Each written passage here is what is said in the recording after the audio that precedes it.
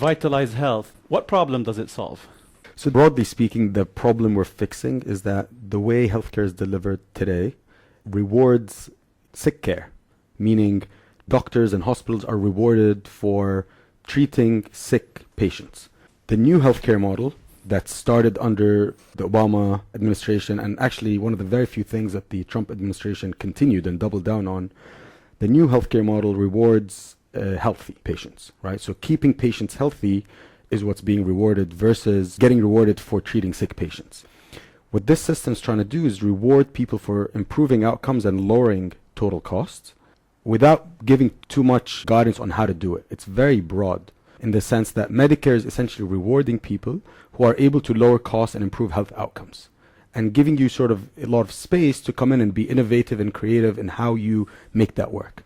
So the problem that we're solving today is that there's a lot of waste in healthcare. Patients are in and out of the hospital unnecessarily. Patients with chronic conditions are not taking care of themselves outside of the doctor's office, and things are falling through the cracks all over the place. You end up with this patchwork of services and work that's trying to keep things together, but it's a complete mess.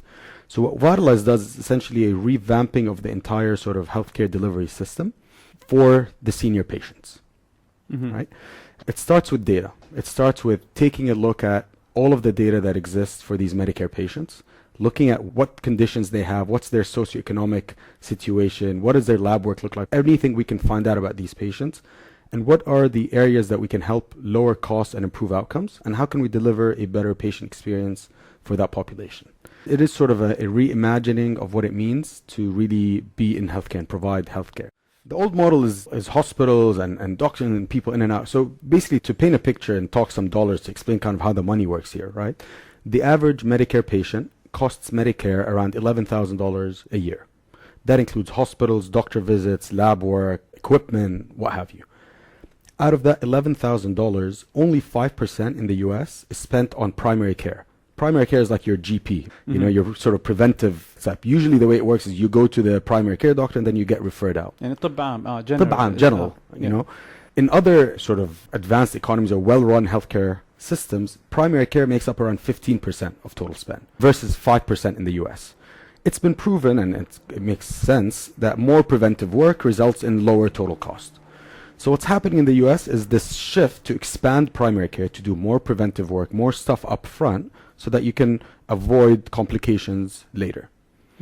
And what Medicare has said is that anybody that helps us lower total costs gets to share in the savings. That's the real gem here, is that they've said anybody that helps us lower costs and maintain or improve outcomes gets to share in the savings.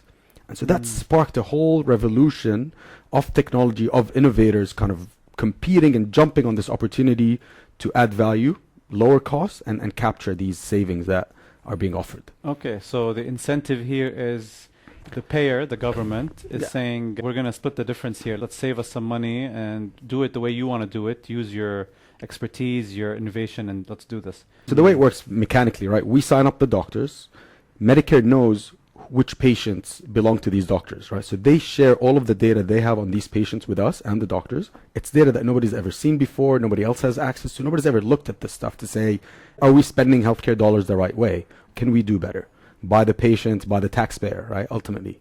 So they give you this opportunity to really do that. And our interventions all come from common sense. They're all things that doctors already know should be done. It's just very difficult to do when you don't have the space, you don't have the incentive to do it. At the end of the day, people are going to follow the incentives. And so just by realigning incentives towards healthier patients, better outcomes, you've sparked a complete revolution in healthcare. And I think there's a lot of lessons from this into other industries as well. It's super exciting. Can you give me a typical walkthrough of a successful kind of line where you guys have stepped in? There's a huge gap between how much people spend, right? So the majority of patients are, seeing the doctors a couple times a year. They're spending $2,000, $3,000. There are some patients that are spending $50, $60, $70, $100+ because they're in and out of the hospital all the time. Nobody's managing them, right? So in healthcare, there's a 5-50 rule. 5% of patients spend 50% of the dollars, right? So that's really where the fat is. That's where you really want to step in and get involved and clean things up, right? So one example, let's say a patient is a CHF patient, a congestive heart failure. What happens with these patients is the body starts collecting basically fluids because it thinks it's bleeding. And what happens is the heart essentially fails. It happens over a week or 10-day period. Patients end up in the hospital. It usually costs like $20,000 to $50,000. This problem is preventable with the simple measurement of weight every single day. If a patient weighs themselves every single day, and we have equipment in the home that measures the weight, just scales that are connected via Wi-Fi, so you just measure the weight every day, and if the patient's weight increases substantially over a week, something's off. Our nurses call, they work with the physicians, they adjust the medications, and with a $100 call, you just prevented a $50,000 hospitalization. The patient is completely fine. They just need to adjust their medication a little bit. You've completely cleaned up a massive waste in the system, right? So there are so many similar interventions that are so simple. Yeah, and the market, we're talking 60 million Americans that are on Medicare. Exactly. And here's the beauty of all of this, right? And this is why I love being in healthcare. And I discovered this over time is healthcare is infinite, right? People can always live better. People can always live longer. You don't run out of improving health. And so all of this waste in the system can now be reinvested into new things, right? Longevity. Let's invest in new disease type, right? Corona's really shaken things up, and it's shown the importance of healthcare and the importance of having really sort of deep research into things that can completely change the world. So let's remove all of this fat in the system, take all of those resources and invest them in improving life, making people happier, extending life. Your company, Vytalize Health, is capitalizing on this sharing of savings as a profit scheme. Is this something emerging in the US? Are a lot of healthcare organizations capitalizing on this? Yeah, 100%. So there's a lot of companies, a lot of entities working on this space. This is blowing up. It's completely changing healthcare in the US. And you'll see massive transformations in healthcare happen very, very quickly because of the realignment of incentives. A lot of companies doing it. We believe we have a unique thing that we've captured that we do, because one of the other problems in healthcare is the fragmentation. You've got doctors working in silos, hospitals, insurance, medical device, pharmacy. You're seeing a massive consolidation. If you walk around New York City, you walk around any US city, when you look at pharmacies, for the most part, you know them. It's Duane Reade, it's CVS, it's Walgreens. When it comes to doctors' offices, there's no massive doctor group in the US, right? It's all fragmented. We partner with independent doctors. Sort of think of them as like mom and pop doctors' offices. Massive fragmentation, right? They manage 40-50% of Medicare patients, and it's a solo doctor's office. So that fragmentation is a feature of the healthcare system, one of the very few industries remaining. So you're seeing a massive consolidation there. The insurance is merging in with the provider, merging in with digital health, merging in with the pharmacy. You saw CVS recently acquire Aetna, a massive insurance company. So things are coming together. But to your point about governance and policy, it's called value-based healthcare. And what this does is essentially aligns the money with achieving the sort of societal goal. And that's something I've become very passionate about, in the sense that, hey, is this the answer when it comes to US politics and maybe world politics, and the question of capitalism versus socialism, the selfish drive versus the common good? Is this the answer where if you aligned the money with the goal, does this solve the problem? Is the answer that government sets the goals and lets business achieve the goals? Is there something there for other industries? I think healthcare is particularly well set up to benefit from this model. We'll see if other industries can follow. I think it's a done deal in healthcare. This is going to work. This Absolutely. is going to get applied. Yeah, healthcare is something that's contentious, because healthcare isn't something that's a luxury for the majority of cases. It's the moral question, which kind of leads to the socialism question, is most humans today that are educated believe in markets because markets are efficient at solving problems, more so than governments for the most part. Sadly, if you are a poor dad and you have a sick son, and then you decide to let the market solve for that and try to monetize that, you're headed for disaster. Because when the market tries to make money from a poor family that has a sick child, where can that go? Your unique position here is the fact that you're not coming in to demand revenue from the patient in need.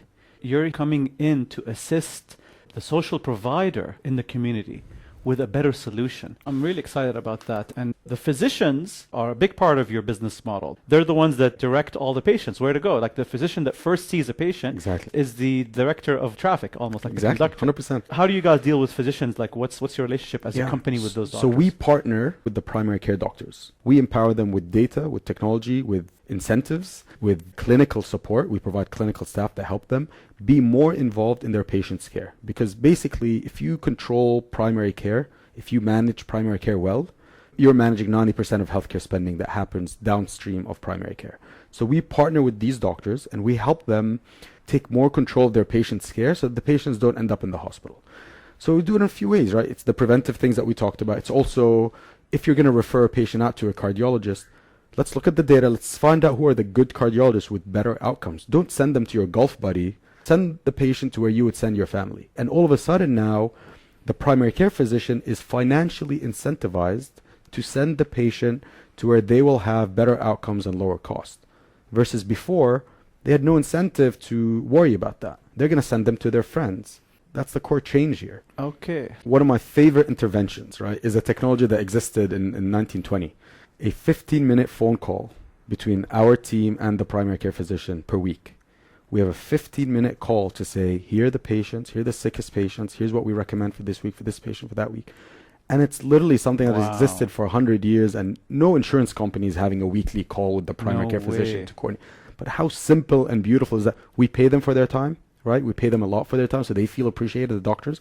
By the way, doctors are completely squeezed in the US. It's really the core of the healthcare system is the physicians. And I'm not, saying that to like be romantic. They really are the decision maker. They drive all of it.